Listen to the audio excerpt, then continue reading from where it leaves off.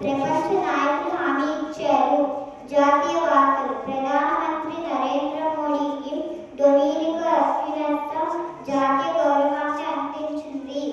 గిరిజన సమాజాల వేగవంతమైన పురోగతి జాతీయ ప్రాధాన్యత అని రాష్ట్రపతి ద్రౌపది ముర్ము అన్నారు. రాష్ట్ర వార్తలు. ఏపీ ప్రభుత్వం గంజాయి సాగుకు వ్యతిరేక పోరాటంలో డ్రోన్లను ఉపయోగిస్తుంది.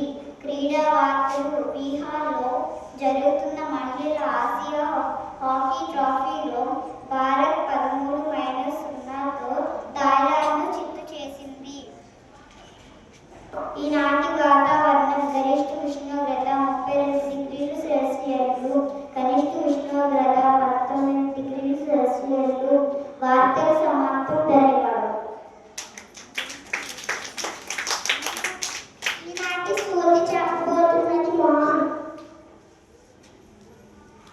అందరికీ శుభోదయం. నా పేరు మోహన్. నేను 3వ తరగతి చదువుతున్నా.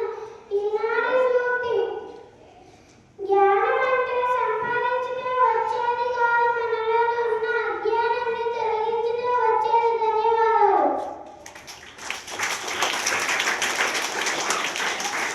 ఈనాటి వార్తలు చెప్పబోతున్న సాక్షి. అందరికీ శుభోదయం.